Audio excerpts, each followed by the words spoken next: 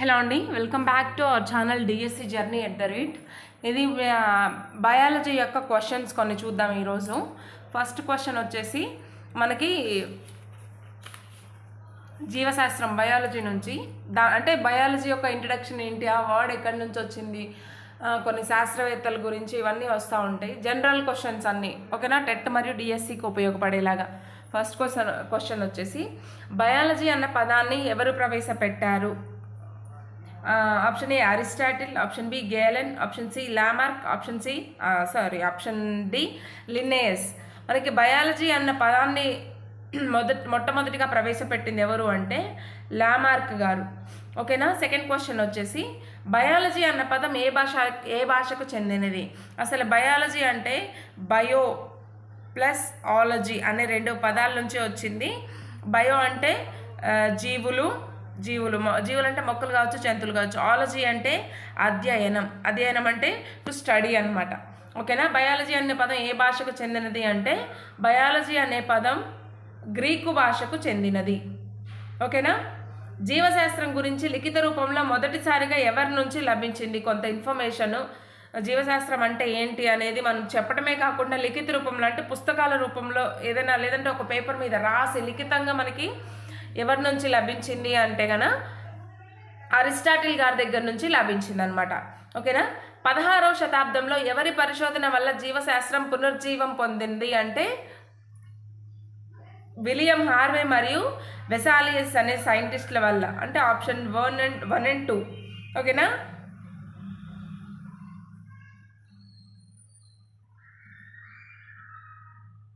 మనకి fifth question వచ్చేసి క్రింద ఈ ప్రక్రియ వల్ల తక్కువ కాలంలో ఎక్కువ ఆహారాన్ని ఇచ్చే మొక్కలను, వ్యాధి నిరోధకం కలిగిన మొక్కలు ఉత్పత్తి చేయవచ్చు. అది ఏ పద్ధతి అంటే ఆప్షన్ ఏ సంకరణం, ఆప్షన్ బి వర్ణాత్మక ప్రజననం, ఆప్షన్ సి పునఃస్థాపనం, ఆప్షన్ డి 1 and 3. మనకి ఇక్కడ ఆన్సర్ వచ్చేసి 1 and 3 అంటే సంకరణం మరియు పునఃస్థాపనం. ఈ రెండింటి పద్ధతుల వల్ల కూడా తక్కువ కాలంలో ఎక్కువ ఆహారాన్ని ఇచ్చే మొక్కలను మరియు వ్యాధి ప్రతిరోధకం కలిగిన మొక్కలను ఉత్పత్తి చేయొచ్చు. అంటే రెసిస్టెన్స్ పవర్ కలిగిన మొక్కలను కూడా ఉత్పత్తి చేయవచ్చు అంట. ఏంటి ఆన్సర్ అంటే 1 and 3 సంకరణం మరియు పునఃస్థాపనం. ఓకేనా. సిక్స్త్ క్వశ్చన్ వచ్చేసి కోళ్ళు మరియు ఇతర జీవుల పిండాభివృద్ధి గురించి మొదటగా వర్ణించిన శాస్త్రవేత్త ఎవరు అంటే option A Aristotle, option B William Harvey, option C Louis Pasteur, option 4 Panchanan Maheshwari. Answer వచ్చేసి మనకి అరిస్టాటిల్ గారు కోళ్ళు మరియు ఇతర జంతువుల పిండాభివృద్ధి గురించి మొట్టమొదటిగా వివరించారనమాట. ఓకేనా. సెవెంత్ క్వశ్చన్ జలాల్లోను, రక్తంలోను, దంతాల పాచిలోను, ప్రేగులోను, ద్రవాలయందు, మల విసర్జనలోను వివిధ రకాల సూక్ష్మజీవులను కనుగొన్నది ఎవరు? Option A Robert Hooke, option B Leeuwenhoek, option 3 Linnaeus, option 4 Louis Pasteur. దీనికి ఆన్సర్ వచ్చేసి మనకి లెవెన్ హుక్ గారు జలాల్లోను, రక్తంలోను, దంతాలపై ఉండే పాచులోను, ప్రేగు ద్రవాలయందు, మల విసర్జనలోను, మన నాలుక మీద ఉండే పాచులోను వీటన్నిటిలో కూడా సూక్ష్మజీవులు అనేవి ఉంటాయి. మైక్రో ఆర్గానిజమ్స్, మైక్రో బ్యాక్టీరియా ఇట్లాంటివన్నీ ఉంటాయని లెవెన్ హుక్ గారు కనిపెట్టారనమాట. మనకి ఎయిత్ క్వశ్చన్ వచ్చేసి వర్ణాత్మక అధ్యయనం నుండి జీవశాస్త్ర స్థాయిని ప్రయోగ పఠన స్థాయికి చేర్చిన శాస్త్రవేత్త ఎవరు? Option 1 Aristotle, option 2 Leeuwenhoek, option 3 William Harvey, option 4 Louis Pasteur. మనకు ఆన్సర్ వచ్చేసి విలియం హార్వే గారు వర్ణాత్మక అధ్యయనం నుండి జీవశాస్త్ర స్థాయిని ప్రయోగ పఠన స్థాయికి చేర్చారనమాట. ఓకేనా. ఈయన సేవ అనేది మనం మరువలేనిది. నెక్స్ట్ వన్ వచ్చేసి పట్టుపురుగు గుడ్లను సూక్ష్మజీవులు పాడు చేస్తాయని కనుగొని వాటిని నిర్మూలించే పద్ధతిని కనిపెట్టింది ఎవరు? Option 1 Louis Pasteur, option 2 Ronald Ross, option 3 Y Subbarao, option 4 Leeuwenhoek. Right answer వచ్చేసి లూయి పాస్చర్ గారు పట్టుపురుగు గుడ్లను సూక్ష్మజీవులు, మైక్రో ఆర్గానిజమ్స్ పాడు చేయకుండా వాటిని ఎలా నిర్మూలించాలి అనే పద్ధతిని కనుగొన్నారనమాట. ఓకేనా. నెక్స్ట్ క్వశ్చన్ వచ్చేసి వర్ణాత్మక అధ్యయనం నుండి జీవశాస్త్ర స్థాయిని ప్రయోగ పఠన స్థాయికి చేర్చిన శాస్త్రవేత్త విలియం హార్వే.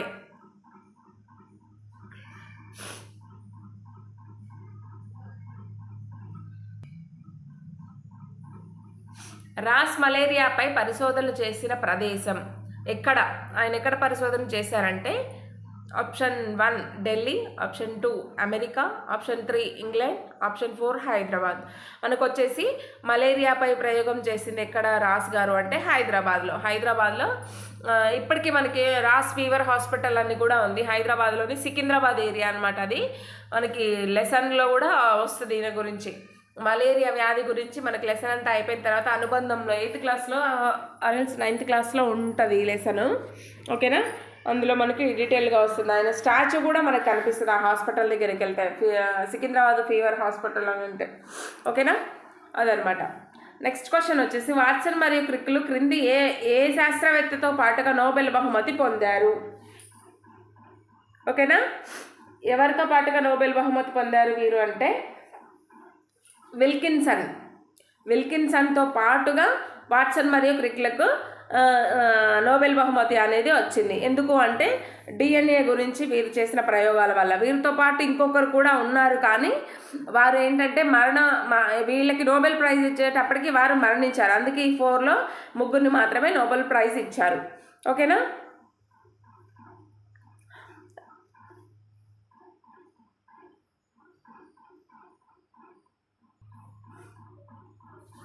మనకి నెక్స్ట్ క్వశ్చన్ వచ్చేసి సుబ్బారావు గారి శతదినోత్సవ సంవత్సరం ఎప్పుడు? Option A 1795, option 2 1895, option 3 1995, option 4 2005. మనకి ఇక్కడ రైట్ ఆన్సర్ వచ్చేసి 1995 అనమాట. సుబ్బారావు గారి శతదినోత్సవ సంవత్సరం 1995. ఇంకా నెక్స్ట్ క్వశ్చన్, మన దేశంలో ఆర్నిథాలజీ యొక్క అగ్రగణ్యుడు ఎవరు? ఆర్నిథాలజీ యొక్క అగ్రగణ్యుడు అంటే మనం ఈజీగా గుర్తుపెట్టుకుంటాం సలీం అలీ అనేసి. మనకు ఒక మూవీ కూడా వచ్చింది, ఈయననే పక్షి పితామహుడు అని కూడా అంటారు. ఓకేనా, MS స్వామినాథన్ ఉత్పత్తి చేసిన సంకర రకాలు ఏవి? గోధుమ రాగులు వరి జొన్న, గోధుమ మరియు వరి.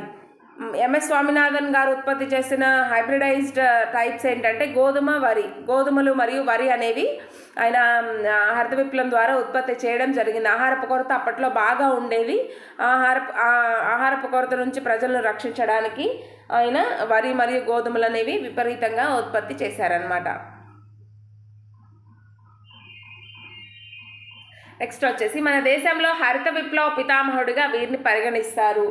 అసలు ఇది మనం కళ్ళు మూసుకొని ఆన్సర్ పెట్టేయచ్చు, MS స్వామినాథన్.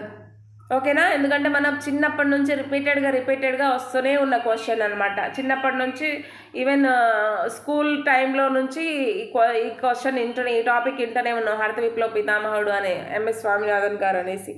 ఓకేనా, నెక్స్ట్ క్వశ్చన్ వచ్చేసి మనకి 1968లో నోబెల్ బహుమతి పొందిన వ్యక్తి క్రింది వారిలో ఎవరు? Ronald Ross, Watson Crick, Hans Krebs, Hargobind Khorana. మనకి 1968లో నోబెల్ బహుమతి పొందిన వ్యక్తి ఎవరంటే హరగోవింద్ ఖొరానా. వివృత బీజాలకు సంబంధించిన వృక్ష శిలాజాలను కనుగొన్నది ఎవరు? బీర్బల్ సహాని అంటాం, బీర్బల్ సాహ్ని అని కూడా అంటాం, జస్ట్ ప్రొనౌన్సియేషన్ డిఫరెన్స్ అంతే. సర్ TS వెంకట్రామన్ ఈ మొక్కల మధ్య సంకరణం గావించి చెరకును అభివృద్ధి పరిచారు. చెరకును అభివృద్ధి పరచడానికి TS వెంకట్రామన్ గారు ఏ మొక్కల మధ్య సంకరణం జరిపారు అనేది క్వశ్చన్ అనమాట. చెరకు మొక్కజొన్న, చెరకు వెదురు, చెరకు జొన్న మొక్కజొన్న. మన రైట్ ఆన్సర్ వచ్చేసి చెరకు మరియు జొన్న.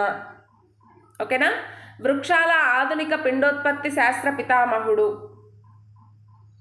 పంచావన్ మహేశ్వరి గారు. పరిస్థానిక ఫలదీకరణం ప్రవేశపెట్టినది ఎవరు? Aristotle, William Harvey, Birbal Sahni, Panchanan Maheshwari. Right answer వచ్చేసి పంచావన్ మహేశ్వరి గారు. నెక్స్ట్ క్వశ్చన్ వచ్చేసి ఇంపీరియల్ క్రెయిన్ బ్రీడింగ్ స్టేషన్ అధిపతి ఎవరు? రైట్ ఆన్సర్ వచ్చేసి మనకి వెంకట్రామన్. ప్లేగు వ్యాధి నివారణకు వాడే ఔషధం ఏమిటి? టెట్రాసైక్లిన్ని ప్లేగు వ్యాధి నివారణకు వాడతారనమాట. వన్యమృగ సంరక్షణార్థం ఇచ్చే పాల్గట్టి బహుమానం పొందిన శాస్త్రవేత్త ఎవరు అంటే ఆన్సర్ వచ్చేసి సలీం అలీ గారు. ఓకేనా. నెక్స్ట్ క్వశ్చన్ మనకు జన్యువును కృత్రిమంగా ల్యాబొరేటరీలో సంశ్లేషణ జరిపిన శాస్త్రవేత్త ఎవరు? Option 1 Birbal Sahni, option 2 Venkatraman, option 3 Y Subbarao, option 4 Hargobind Khorana. జన్యువును కృత్రిమంగా ల్యాబొరేటరీ నందు సంశ్లేషణ జరిపిన శాస్త్రవేత్త ఎవరంటే హరగోవింద్ ఖొరానా గారు. ఓకేనా. రెబిస్ వ్యాధి నయం చేయడానికి చికిత్సా విధానాన్ని కనుగొన్న శాస్త్రజ్ఞుడు ఎవరు? రెబిస్ వ్యాధి అంటే కుక్క కాటుకు చెప్పు దెబ్బ అంటాం కదా, అది మనం చిన్నప్పుడే ఎప్పుడో చదువుకొని ఉన్నాము. లూయిస్ పాస్చర్ గారు మనకి ర్యాబిస్ వ్యాధికి టీకాను కనుగొన్నారు. విలియం హార్వే ఈయన ఎక్కడి ఏ శాస్త్రవేత్త అంటే ఏ దేశపు శాస్త్రవేత్త అంటే ఈయన ఒక బ్రిటిష్ వైద్యుడు. ఏ దేశ వైద్యుడు అని అంటే బ్రిటిష్ వైద్యుడు అని చెప్పొచ్చు. ఓకేనా. యాంథనీ వాన్ లీవెన్హుక్ ఈయన ఎక్కడి నుంచి వచ్చినారు అంటే ఈయన ఒక డచ్ శాస్త్రవేత్త. జీవశాస్త్ర పితామహుడు అరిస్టాటిల్ గారిని జీవశాస్త్ర పితామహుడు అంటాం. ఓకేనా. అణుజీవ శాస్త్రానికి పునాది వేసిన వారు ఎవరు అంటే వాట్సన్ మరియు Crick. National Institute of virology గల ప్రాంతం. నేషనల్ ఇన్స్టిట్యూట్ ఆఫ్ వైరాలజీ ఎక్కడ ఉంది అంటే పూణేలో ఉంది. హైదరాబాద్లో గల పరిశోధనా సంస్థ. ఈ క్రింది వాటిలో హైదరాబాద్లో ఉన్న పరిశోధనా సంస్థలు ఏవి అని అడుగుతున్నారు. నేషనల్ ఇన్స్టిట్యూట్ ఆఫ్ న్యూట్రిషన్, దీన్ని మనం NIN అని అంటాం. ఓకేనా. నేషనల్ బొటానికల్ రీసెర్చ్ ఇన్స్టిట్యూట్, ఇది వేరే దగ్గర కోల్కతాలోనే ఎక్కడో ఉంది. Indian agriculture research institute AGRI, ఇది కూడా లేదు ఇక్కడ మన ఇండియాలో, మన హైదరాబాద్లో. నేషనల్ ఇన్స్టిట్యూట్ ఆఫ్ ఓషనోగ్రఫీ కూడా మన హైదరాబాద్లో లేదు. NIN మాత్రమే ఉంది. NIN means National Institute of Nutrition. Okay. సముద్ర జీవులపై శాస్త్రీయ పరిశోధనలు జరిపే సంస్థ ఏది అంటే NIO, National Institute of Oceanography. దీని అబ్రివేషన్ ఏంటంటే National, N for National, I for Institute of, O for Oceanography. ఓకేనా. చెరకు వంగడాలపై పరిశోధన జరిపే IISR ఎక్కడుంది?